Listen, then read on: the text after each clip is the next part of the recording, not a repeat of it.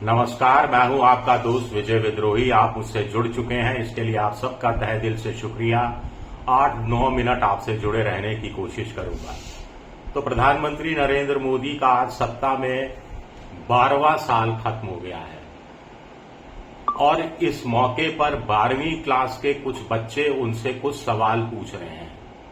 इसी मौके पर राहुल गांधी कह रहे हैं कि प्रधानमंत्री मोदी अब सत्ता में 13वां साल नहीं मना पाएंगे, यानी 13वीं हो जाएगी, 13वें साल में सरकार गिर जाएगी।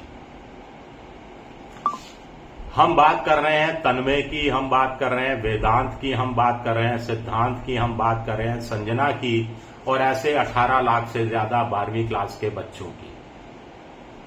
बात इसलिए करनी पड़ रही है क्योंकि 17 साल के वेदांत को पाकिस्तानी एजेंट, देशद्रोही बता दिया जाता है। उसका भाई सिद्धांत, माफ कीजिएगा, सिद्धांत राहुल गांधी को लिखता है कि हम पाकिस्तानी नहीं हैं। वेदांत लिखते हैं राहुल गांधी को कि आप हमें बचा लीजिए, संसद के अंदर आप हमारा सवाल उठाइए। और ये है रीवैल्यूएशन का मामला, सीबीएसई के ओएसएम सिस्टम पर जो सवाल उठे हैं वो मामला है। सबसे बड़ी बात है कि इन बच्चों का आरोप है कि इनकी कॉपियां बदल दी गई हैं। रिवैल्यूएशन के लिए इन्होंने अपनी कॉपियों की जांच की बात कही तो इनको मूल जो इनकी आंसर शीट भेजी गई है, इन्होंने कहा कि अरे हैंडराइटिंग ही नहीं मिलती, मैंने तो ऐसा लिखा ही नहीं था, पहला पन्ना सिर्फ मिल रहा है, बाकी के पन्ने किसी और की कॉपी के लगा दिए गए हैं। ये तो घोर धांधलेबाजी है। शिक्षा मंत्री कहां है, प्रधानमंत्री कहां है, अमित शाह कहां है, नितिन नवीन कहां है, देश का भविष्य ये गंभीर सवाल उठा रहा है। और सीबीएसई मान रहा है कि चूक हुई है, गलती हुई है, फिर भी इन बच्चों को पाकिस्तानी एजेंट और देशद्रोही घोषित किया जा रहा है। अब ये वेदांत की बात करें कि वेदांत ने दावा किया कि सीबीएसई ने जो फिजिक्स कॉपी अपलोड की वह उनकी नहीं थी, उसकी हैंडराइटिंग इनके अंग्रेजी कंप्यूटर साइंस की कॉपियों से अलग थी, लिखावट स्टाइल, अक्षरों की बनावट और तरीका अलग था। 25 लाख व्यूज मिले जब वेदांत ने ये पोस्ट किया, लेकिन उन्हें फिर एंटी नेशनल और पाकिस्तानी कहना पड़ा। और सीबीएसई ने क्या रिएक्शन किया? 17 साल के एंटी नेशनल, देशद्रोही, पाकिस्तानी वेदांत के बात को सीबीएसई ने सही माना, कहा कि सही फिजिक्स आंसर कॉपी हम भेज रहे हैं। ईमेल में बोर्ड ने लिखा कि फिजिक्स की सही आंसर कॉपी अब अटैच कर दी गई है। कल देर रात को ये कॉपी मिल भी गई और वेदांत ने आभार व्यक्त किया राहुल गांधी का, एबीपी न्यूज की उस रिपोर्टर का, और राहुल गांधी को संबोधित किया और कहा कि हम लोगों के साथ अन्याय हो रहा है, अत्याचार हो रहा है, अब मैंने अपना प्रिय साथी खो दिया है, 12वीं का ही, जो इस झटके को सहन नहीं कर पाया। 2 साल की मेहनत खाक हो रही है, मिट्टी में मिल रहा है, हमारा फ्यूचर तबाह हो रहा है। आगे के हमारे प्रोस्पेक्टस जो जेईई एग्जाम्स देते हैं उसमें 12वीं में कुछ 75 परसेंटाइल पॉइंट चाहिए होते हैं, जरूरी होते हैं, वो हमारा दिक्कत में आ रहा है। तो राहुल गांधी से कहा कि आप सरकार से कहिए कि हर विषय में 15 से 20 ग्रेस नंबर दिए जाएं, ताकि कम से कम 50-60% ऐसे बच्चों का, जिनकी संख्या 18 साढ़े 18 लाख बताई जाती है, उनका भविष्य कुछ हद तक सुरक्षित रह सके। कल जब वेदांत ने ये पोस्ट किया था अपनी फिजिक्स की कॉपी को लेकर, और जब उसको पाकिस्तानी और देशद्रोही करार देने में कुछ लोग आगे आ गए थे, सक्रिय हो गए थे, तब कोई पार्टी सामने नहीं आई थी, कोई नेता उसके पक्ष में सामने नहीं आया था। एक राहुल गांधी सामने आकर खड़े हुए थे और वेदांत की बात का, मांग का समर्थन करते हुए उन लोगों की कड़ी आलोचना की थी जो उसको पाकिस्तानी और देशद्रोही बता रहे थे। अब संजना नाम की एक लड़की है, वो कह रही है केमिस्ट्री की जो स्कैंड कॉपी उसकी हैंडराइटिंग से मेल नहीं खाती। केमिस्ट्री थ्योरी में उसे 70 में से सिर्फ 11 नंबर मिले हैं। उनके मुताबिक आंसर बुकलेट का पहला पेज, जिसमें उनकी निजी जानकारी थी, उनका लग रहा था, लेकिन अंदर एक भी पेज उनका सही नहीं लग रहा था। उन्होंने सीबीएसई को ईमेल किया और हेल्पलाइन पर संपर्क किया। जो स्कैन कॉपी आ रही है ब्लर टाइप आ रही है, जिसमें साफ कुछ दिखाई भी नहीं दे रहा है। लेकिन बड़ी खबर इसमें क्या है कॉकरोच जनता पार्टी दिल्ली हाईकोर्ट का दरवाजा खटखटा रही है, वो भी शिक्षा से ही जुड़ा हुआ मामला है। नीट की परीक्षा को लेकर सुप्रीम कोर्ट फटकार लगा रहा है, जवाब तलब भारत सरकार से, शिक्षा मंत्री से कर रहा है कि एनटीए ने कोई सबक नहीं सीखा, 3 दिन में हलफनामा पेश करें।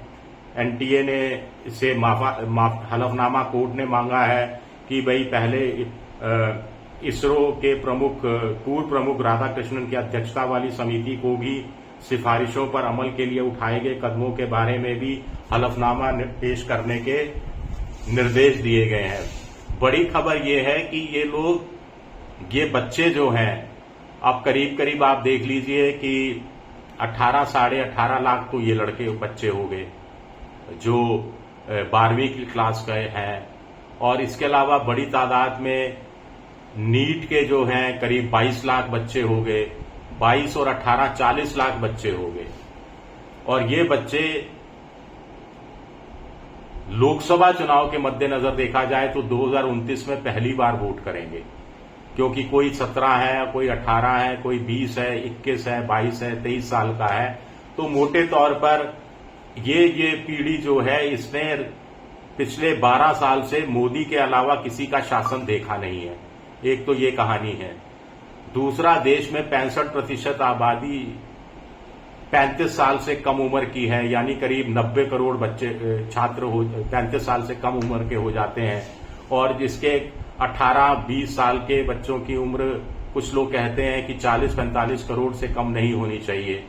तो इतना बड़ा वर्ग जो है वो परीक्षा पे चर्चा, मन की बात करने वाले प्रधानमंत्री को से शिकायत भी नहीं कर रहा है। इतना इस कदर क्या ये पीढ़ी नाउम्मीद हो चुकी है। वो अमित शाह से गुहार नहीं कर रहा है, वो शिक्षा मंत्री धर्मेंद्र प्रधान को चिट्ठियां नहीं लिख रहा है।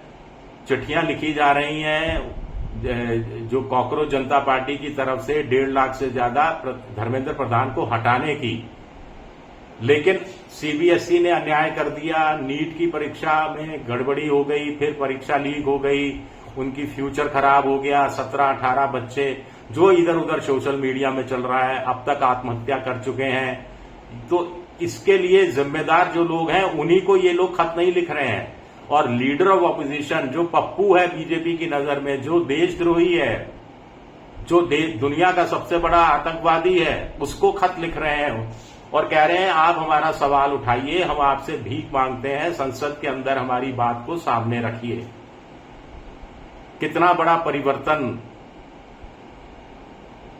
अब ऐसे में अगर इतना बड़ा जंजी मन में विक्षोभ रखे हुए है और उसको समस्याओं का समाधान राहुल गांधी नहीं कर सकते। राहुल गांधी तो लीडर ऑफ अपोजिशन है, वो खत लिख सकते हैं, मांग कर सकते हैं, धरना दे सकते हैं, प्रदर्शन कर सकते हैं, इन छात्रों के साथ के बीच में जा सकते हैं। जैसे सीकर में एक दलित मेघवान छात्र ने आत्महत्या कर ली, नीट की परीक्षा लीक होने पर वो इस कदर हताश हुआ, तो उसके परिवार पर 11 लाख रुपए का कर्जा था जो बेटे की पढ़ाई के लिए लिया था। तो राहुल गांधी को फोन पर संपर्क किया गया एनएसयूआई के विनोद जाखड़ की तरफ से। तो राहुल गांधी ने कहा कि हम इसकी भरपाई 11 लाख का कर्जा हम चुका देंगे। लेकिन नीतिगत फैसले तो सरकार कर सकती है, और सरकार से क्यों नाराज है जंजी, ये बहुत बड़ा सवाल है।